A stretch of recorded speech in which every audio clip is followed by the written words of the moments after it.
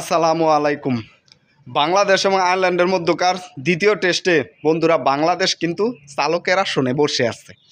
বাংলাদেশ কিন্তু এই দ্বিতীয় ম্যাচটাও কিন্তু জিতবে খুব সুন্দরভাবে, কেননা বাংলাদেশ অনেকটা এগিয়ে আছে। আয়ারল্যান্ড তারা কিন্তু ফলোয়ানে পড়তে গিয়েও শেষ মুহূর্তে ফলোয়ান এড়াতে সক্ষম হয়। সেখানে বাংলাদেশ তারা ব্যাটিংয়ে আসে দ্বিতীয়বারের মতো, তো এসেও তারা শুভ সূচনা ওপেনিংয়ে। বাংলাদেশের আমি যতটুকু জানি আজকে প্রায় 300 রান হয়ে যাওয়ার কথা, 300 বা 320। যদি কালকে তারা 2 সেশন ব্যাটিং করে বা 1 সেশন, তাহলে রানটা হয়ে যাবে 400। সেখান থেকে বাংলাদেশ যদি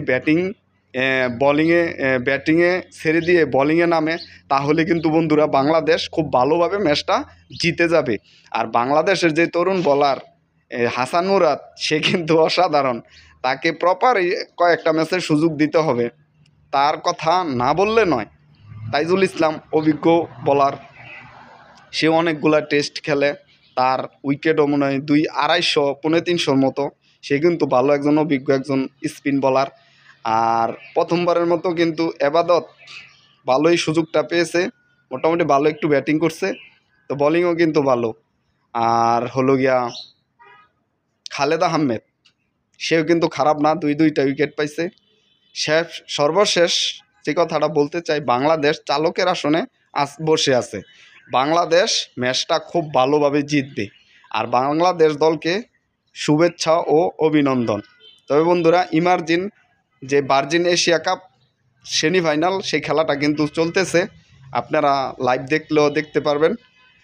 বাংলাদেশ এই মুহূর্তে খুব ভালো অবস্থানে আছে। তাদের মনে হয় একটা উইকেট পড়েছে জিসান আলম, আর হাবিবুর রহমান সোহান, সে কিন্তু অসাধারণ ব্যাটিং করতেছে, যে বলার মতো না। সে কিন্তু 4-এর চেয়ে ছক্কাটাই বেশি মারে। আপনারা সেই খেলাটা দেখেন, খুব ভালো লাগবে। আর টেস্টের কথা তো বললামই, বাংলাদেশ চালকের আসনে। এখন ম্যাচটা শুধু জিতা বাংলাদেশের জন্য সময়ের ব্যাপার। আশা করব ম্যাচটা বাংলাদেশ খুব ইজিলি জিতে যাবে। আর বাংলাদেশের যে বোলিং সক্ষমতা খুবই ভালো, আর মোহাম্মদ আশরাফুল যোগ দেওয়াতে বাংলাদেশের ব্যাটিং লাইন আপটাই কিন্তু চেঞ্জ হয়ে গেছে বন্ধুরা। আর বাংলাদেশ যেই সুন্দর ব্যাটিং করতেছে, অসাধারণ। যেই ক্লাসিক্যাল চারগুলা মারে, ছক্কাগুলা মারে, সেগুলো কিন্তু দেখবার মতো। আশরাফুলকে মিনিমাম 5 বছরের জন্য রাখা দরকার।